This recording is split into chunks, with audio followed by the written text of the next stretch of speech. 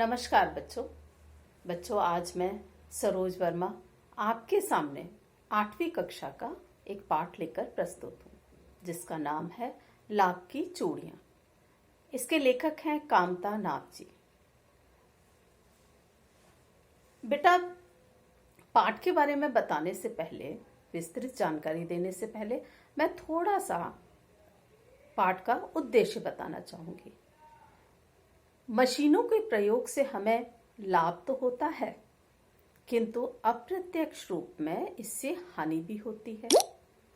मशीनों का प्रयोग विकास का सूचक जाना जाता है, किंतु हस्तकला, कुटीर उद्योग पर इसका बहुत बुरा और दूरगामी असर होता है। पाठ में इसी का वर्णन किया गया है। लेखक ने उन कुशल कारीगरों के बारे में जानकारी दी है जिनके हाथों में गुण था, हुनर था। इसके लिए उन्होंने एक बदलू नाम के पात्र का प्रयोग किया है और उसकी कहानी को बताकर उन्होंने इस समस्या को सबके सामने उजागर किया है। तो ऐसे कारीगर जो थे वो बेरोजगार हो गए हैं। उनको कोई भी, वो कुछ लोग होते हैं जो कोई और बिजनेस को अपना नहीं पाते। तो लेखक ने बहुत ही रोचक कहानी लिखी है जिसे आप विस्तृत रूप से मौन रीडिंग अपनी पुस्तक में करेंगे। उस कहानी का छोटा रूप मैं आपको बता देती हूँ। कहानी है क्या? बचपन में लेखक को सारे गांव में बदलू सबसे अच्छा लगता था। लेखक जब भी बदलू के पास जाता था वह लेखक को लाख की रंग बेरंगी गोलियां बनाकर दिया करता था। वो गोलियां जिनसे छोटे बच्चे खेला करते हैं। लेखक को ये गोलियां बहुत अच्छी लगती थी क्योंकि वो रंग बिरंगी होती थी और बच्चों को अट्रैक्ट करती थी। बदलू लेखक के मामा के गांव में रहता था, इसलिए बदलू को बदलू मामा कहना चाहिए था, पर गांव के और बच्चे उसको बदलू को काका कहते थे, बदलू काका, और इसलिए लेखक भी उसे बदलू काका कहता था। बदलू का मकान गांव में कुछ ऊंचाई पर था, जिसके सामने नीम का पेड़ था। उसी की बगल में बनी भट्टी पर बदलू लाख पिघलाया करता था। लाख को बेलन नुमा, जो रोटियां बेलने वाला बेलन होता है ना, उस जैसा मुगेरियों पर चढ़ाकर वह उन्हें चूड़ियों का आकार देता था तथा बाद में उस पर रंग करता था। बीच बीच में वह हुक्का भी पीता जाता था। हुक्का जो पुश्तैनी एक होता है जिसमें आग डाल के और कुछ और सामग्री डाल के लोग पिया करते हैं हुक्का। तो साथ में आपको स्क्रीन में शब्द के अर्थ भी दिख रहे होंगे बेटा, तो आप उन अर्थों को लिख सकते हैं अपनी कॉपी में। तो बीच बीच में काम करते करते बदलू हुक्का भी पीता था। बचपन में वह लेखक को लला कहता था। बहुत जगह आज भी लला कहते हैं बच्चों को। लेखक को वह मचिए पर बिठाता था। मचिया यानी एक चौकी टाइप बना होता था, उसको मचिया बोलते हैं। लेखक उसे चूड़ियां बनाते देखा करता था। बदलू मनिहार था। मनिहार का अर्थ होता है चूड़ियां बनाने वाला और बेचने वाला, जिसका पैतृक पेशा चूड़ियां बनाना था। उसकी बनाई चूड़ियां औरतों को बहुत पसंद आती थी। इन चूड़ियों की खपत बहुत थी, बहुत ज्यादा बिक्री होती थी।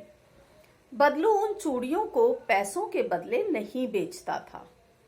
वह बिना मोल भाव के वस्तुओं के बदले चूड़ियां देता था, यानी कोई वस्तु लेता था और उसके बदले में वो उन्हें चूड़ियां देता था। परंतु शादी ब्याह के अवसर पर वह पूरा मोल भाव करके ही चूड़ियां देता था। जीवन भर मुफ्त चूड़ियां दे सकने वाला बदलू उस समय जरा भी नहीं पसीजता था। उस समय उसी एक जोड़े के लिए बदलू को खूब सारा अनाज, घरवाली के लिए कपड़े, पगड़ी, रुपए आदि मिलते थे। बदलू को कांच की चूड़ियों से बहुत चिढ़ थी। वह किसी महिला की कलाई पर कांच की चूड़ियां देख लेता था तो कुढ़ उठता था। वह बचपन में लेखक से उसकी पढ़ाई की बातें पूछा करता था। लेखक उसे बताता कि शहर में सभी औरतें कांच की चूड़ियां पहनती हैं। वह लेखक को रंग बिरंगी लाख की गोलियों के अलावा गाय के दूध की मलाई तथा आम की फसल के समय खाने को आम दिया करता था।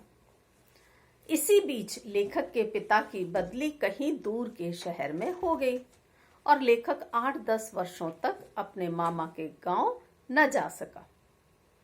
इतने दिनों बाद जब वह अपने मामा के गांव गया तो देखा कि गांव की औरतों की कलाइयों पर भी कांच की चूड़ियां थीं। बहुत कम ही हाथों में लाख की चूड़ियां थीं। एक दिन उसके मामा की लड़की फिसल कर गिर गई और कांच की चूड़ियों के चुभने से उसकी कलाई में घाव हो गया, जिसकी पट्टी कराने लेखक को जाना पड़ा। इस घटना से लेखक को बदलू का ध्यान आ गया। वह बदलू से मिलने उसके घर गया। बदलू ने लेखक को पहचाना नहीं, क्योंकि अब तो कितने सालों बाद आया है। तब वो छोटा था लेखक, अब वो बड़ा हो गया है, तो बदलू ने इतनी जल्दी उसे नहीं पहचाना।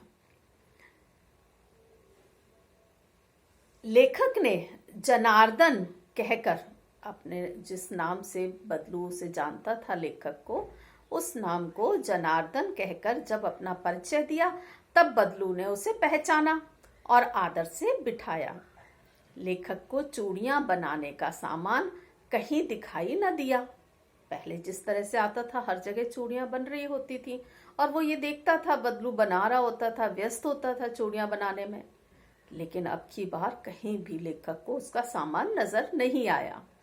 उसने बदलू से लाख की चूड़ियों के बारे में जानना चाहा तो बदलू ने बताया कि मशीनी युग में अब हर काम मशीनों से होने लगा है। वह बीमार रहने लगा था। अचानक उसे खांसी आने लगी और अब कांच की चूड़ियों के आगे लाख की चूड़ियों की खपत कम भी हो गई है, काम बंद भी हो गया है। लेखक की शंका भांप कर उसने कहा कि फसली खांसी है तो जो शीघ्र ही ठीक हो जाएगी। लेखक ने महसूस किया कि मशीनी युग ने कितनों के कारोबार छीन लिए हैं। इससे कुशल कारीगर भी बेरोजगार होकर आसक्त और लाचार बन गए हैं।